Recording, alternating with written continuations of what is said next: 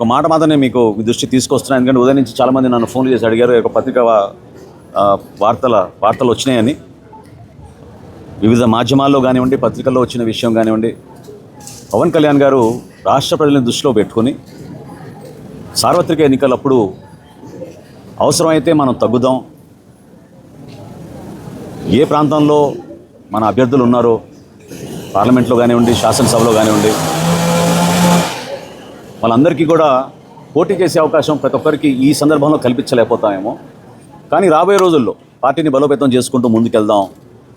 2024లో జరిగిన ఎన్నికలు మాత్రం ఓటు చిల్లనివ్వం అనే మాట ఆయన ఇచ్చినందుకు దాన్ని గౌరవించుకుంటూ ఎక్కడ కూడా పొరపాటు లేకుండా ఆయన నిలబడ్డారు. సో కూటమిలో మేము 4 అడుగులు వెనకేసినా కూడా అది కూటమిలు బలపరచడానికి ఎన్డీఏ భాగస్వాములుగా మేము ఒక బాధ్యతతోటి ముందుకెళ్ళాం తప్ప అది ఈ రోజున కూడా స్థానిక సంస్థల్లో అదే రీతిలో ముందుకెళ్తున్నాను కూడా అది పొరపాటు. కాబట్టి జనసేన పార్టీలో ఉన్న మా నాయకులు, కార్యకర్తలు వివిధ ప్రాంతాల్లో మేము పర్యటించిన వాళ్ళందరికీ కూడా రాబోయే రోజుల్లో కూడా మీకు పోటీ చేసే అవకాశం కల్పించడానికి కోసం తప్పకుండా మీ నాయకత్వం బలోపేతం అయ్యేటట్టు మీరు క్షేత్రస్థాయిలో పర్యటించండి, నిలబడండి. పవన్ కళ్యాణ్ గారు కోరేది కూడా ఒకటే, యువత ముందుకు రావాలి, మహిళలు ముందుకు రావాలి, రాజకీయంగా అందరికీ మనం చక్కటి అవకాశం కల్పించాలి. అటువంటి అద్భుతమైన ఒక వేదిక కష్టపడి జనసేన పార్టీ నిర్మాణం చేసినప్పటి నుంచి కూడా ప్రజల పక్షాన్ని నిలబడి పోరాటం చేస్తూనే ఉన్నారు. కాబట్టి అప్పుడు వర్తించిన ఫార్ములా ఈరోజు కూడా వర్తిస్తుందనే వార్త ఈరోజు వచ్చింది. అది కరెక్ట్ కాదు. మననే మాకు ఎన్డీఏ సమన్వయం చేసుకుంటూ మీటింగ్ చేసుకున్నాం.